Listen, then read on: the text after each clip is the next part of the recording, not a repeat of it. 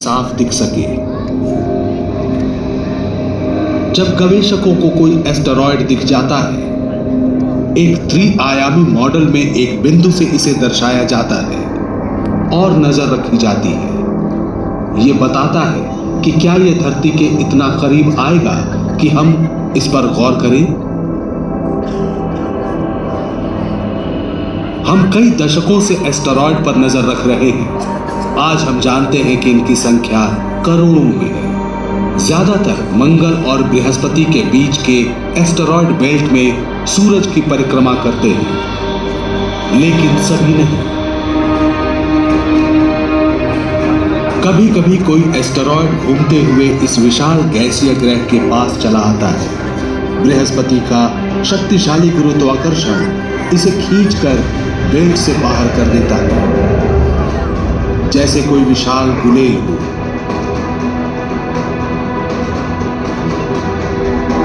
कभी कभी एस्टेरॉयड एक दूसरे से टकरा जाते हैं। हर दिशा में फैल जाते हैं चक्कर काटते चट्टानी टुकड़े।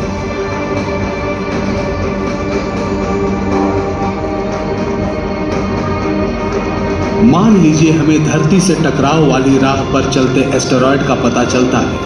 उम्मीद है कि समय रहते इसे देख लिया जाए और ये अनेकों वर्ष दूर होगा। हमें बचाव करने के लिए उपयुक्त समय मिलेगा। लेकिन एक एस्टेरॉयड को सच में समझने के लिए हमें और भी गौर से देखने की जरूरत है।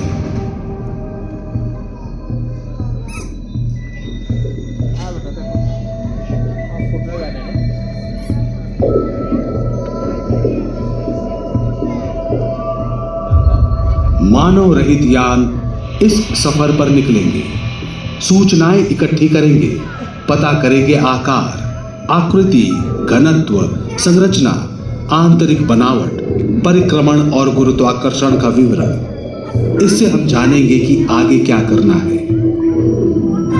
सारे विचार ड्राइंग बोर्ड पर हैं। इनमें से 3 हैं। ये है इंपैक्टर। इसे एस्टेरॉयड पर नियंत्रित और निश्चित समय पर प्रहार करने के लिए डिजाइन किया गया है।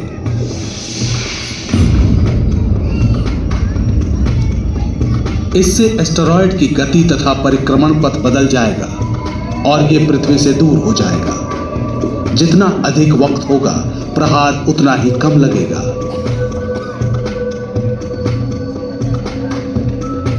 यदि कम से कम 1 दशक का समय है, हम एस्टेरॉयड के पास से बड़ा अंतरिक्ष यान उड़ाते हैं। इस यान का हल्का सा गुरुत्वाकर्षण इसे अपने मौजूदा रास्ते से हटाने के लिए काफी होगा, ताकि यह पृथ्वी से ना टकराए।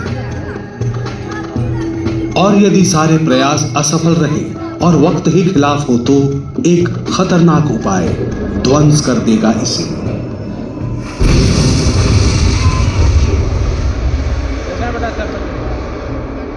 खतरनाक क्योंकि एस्टेरॉयड को ध्वंस करने से इसके कई छोटे टुकड़े हो सकते हैं जो धरती से टकरा सकते हैं। लेकिन आप क्यों हैं यहां? एस्टेरॉयड के संभावित चोट से रक्षा करने के लिए तो नहीं, क्योंकि ये काम तो मशीनों का है, इंसानों का नहीं। यदि आप यहां हैं तो वजह है कि आप एक एडवेंचर का हिस्सा हैं।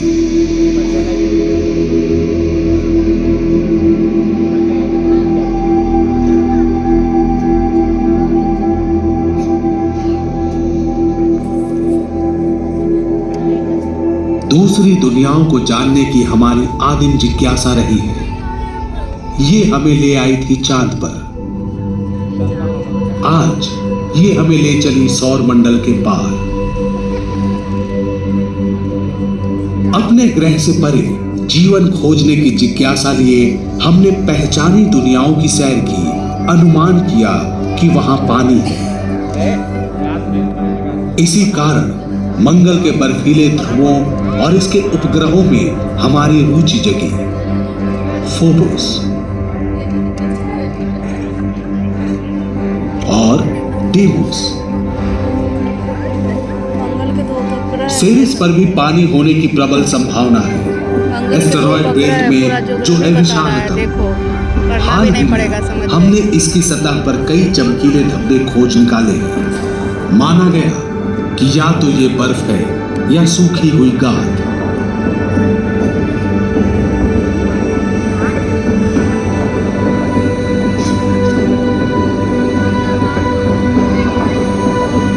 पानी का एक और विशाल संग्रह बृहस्पति के एक उपग्रह यूरोपा पर है।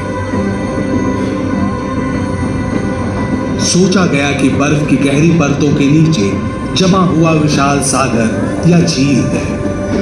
किसे मालूम वहां कैसा जीवन पल रहा है। हालांकि यूरोपा तक पहुंचने में 3 साल लग सकते हैं और मंगल तक पहुंचने में महज 7 महीने। अभी तक तो ये सफर एक तरफा है। हम वापस घर नहीं आ सकते। अंतरिक्ष में यात्रियों को भेजने के लिए बहुत सारा ईंधन चाहिए, क्योंकि पृथ्वी का गुरुत्वाकर्षण हमें वापस धरती पर खींचता है। हम जितना ढो सकते हैं दूर की दुनिया से घर वापसी के लिए, उससे ज्यादा ईंधन की जरूरत है। तो फिर समाधान क्या है? अंतरिक्ष में ईंधन भरने का स्टेशन अच्छा विचार है।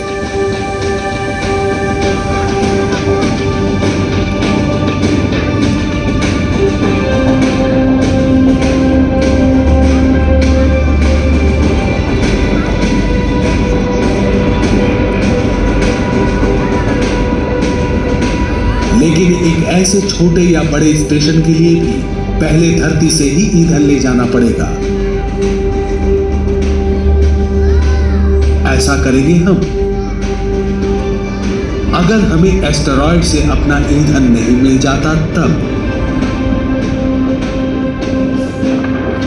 चंद एस्टेरॉयड के भीतर उपयोगी संसाधनों का खजाना है, जैसे कि जल मिश्रित खनिज। इनमें से जल कणों को अलग कर रासायनिक प्रक्रिया द्वारा हाइड्रोजन ईंधन में बदला जा सकता है।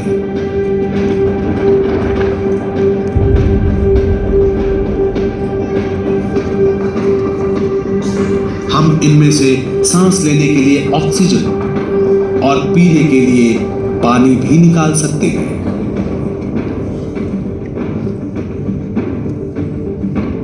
रोबोट इंसानों से पहले भेजे जाएंगे। वो एस्टेरॉयड की संरचना का निरीक्षण करेंगे, इसके गुरुत्वाकर्षण का नक्शा बनाएंगे एवं पीछे आने वाले अंतरिक्ष यात्रियों के यान उतरने के सुरक्षित स्थान का पता लगाकर चिन्हित करेंगे। यहां धरती पर हम तैयारी करेंगे हमारे सबसे चुनौतीपूर्ण अभियान की।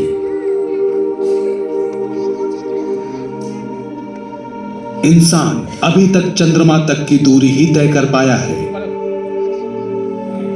इसकी मोहक तस्वीर कई बार धोखे में डालती है।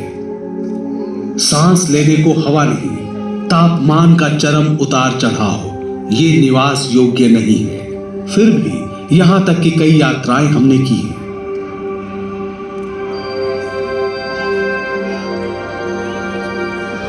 हम पृथ्वी के निचले परिक्रमण पथ तक भी पहुंचेंगे। यहां स्पेस वॉक का अनुभव कितना रोचक होगा।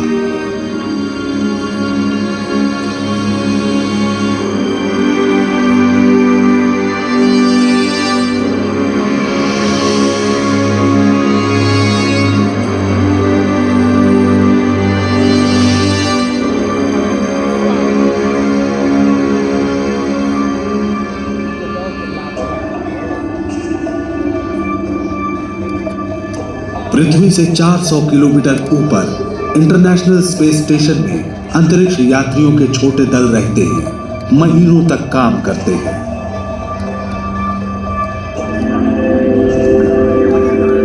और काम बहुत से हैं। न्यूनतम गुरुत्वाकर्षण में शोध से लेकर यान की मरम्मत करना।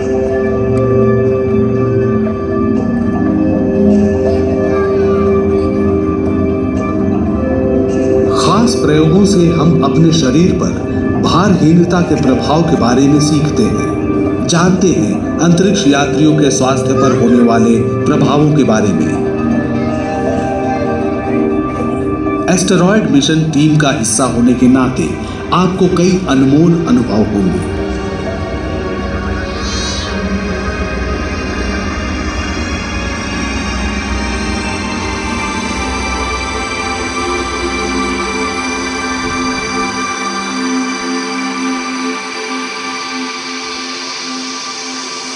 अंतरिक्ष के प्रशिक्षण का एक और स्थान है दूर पृथ्वी के ऊपरी परिक्रमण पथ में।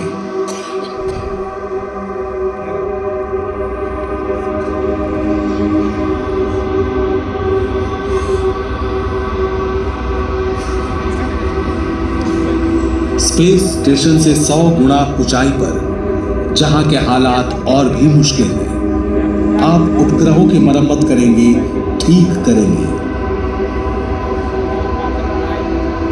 इस पकड़ से आप खास तजुर्बा हासिल करेंगे जब आप कम गुरुत्वाकर्षण वाले एक घूमते एस्टेरॉयड पर खुद को महसूस करना चाहेंगे।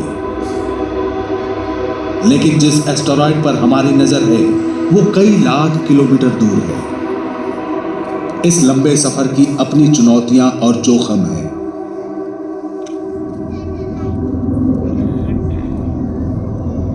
आप अभी धरती के चुंबकीय घेरे में हैं। ये घेरा उत्तकों को नुकसान पहुंचाने वाले सौर विकिरण और उससे बाहर से आने वाली महाकाशीय किरणों के लिए सुरक्षा कवच है। इस घेरे से बाहर रहना बेहद खतरनाक होता है। इसीलिए वैज्ञानिक अंतरिक्ष यात्रियों को सुरक्षित रखने के उपायों पर काम कर रहे हैं।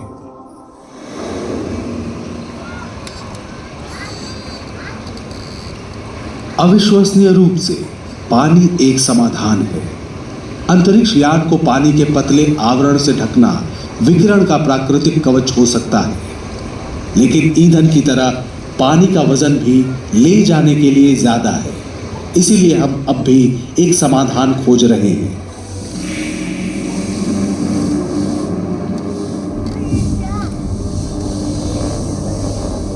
एक और चुनौती भी है। हमें अंतरिक्ष तक पहुंचाने वाले हार्डवेयर की तरह हमारे दिमाग का सॉफ्टवेयर उतना अनुकूल ना हो। आज तक धरती से इतनी दूर कोई नहीं पहुंचा। वो क्षण आनंद का भी होगा और तनाव का भी। और महीनों तक बंद रहने का परिणाम क्या होगा? इस कैदी जीवन पर आपकी प्रतिक्रिया क्या होगी?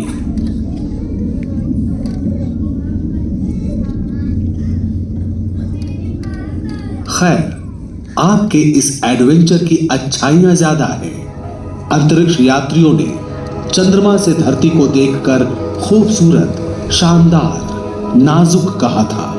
सबसे पहले आप ही होंगे जो इतनी दूर से धरती को देखेंगे। इस अनुभव से आपके भीतर कैसी भावनाएं उमड़ सकती हैं? धीरे धीरे हमारा ग्रह एक बिंदु में बदलकर नक्षत्रों से भरे आसमान में विलीन हो जाएगा। इतनी दूर किसी मुसीबत में जल्दी सहायता भी नहीं पहुंच पाएगी। इतना अलग थलग होकर कैसा महसूस करेंगे आप? आपकी इस महान यात्रा के बाद अगला कदम, जिसके लिए आप तैयारी कर रहे थे सालों से,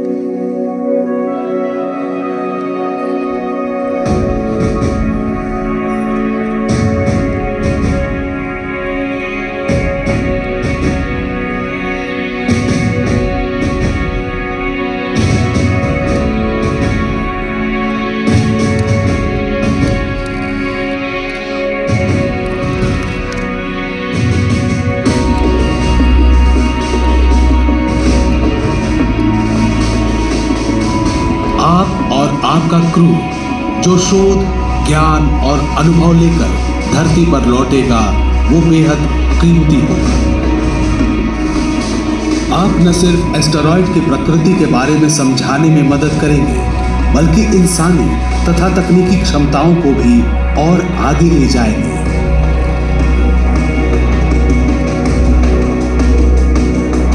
ये दुस्साहसिक अभियान लंबी यात्राओं के लिए तैयार होने और ईंधन को बीच राह में फिर से भरने के लिए खास पड़ावों के निर्माण की तरफ एक महत्वपूर्ण कदम होगा।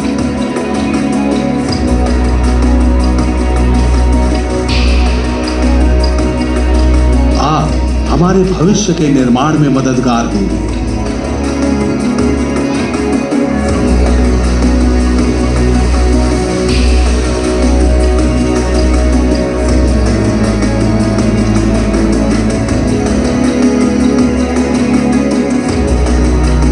इंटरनेशनल स्पेस स्टेशन की तरह यहां से भी यात्री आ जा सके, रह सके, काम कर सके और सुदूर भविष्य में सौर मंडल को पार करने की भी बुनियाद रखे।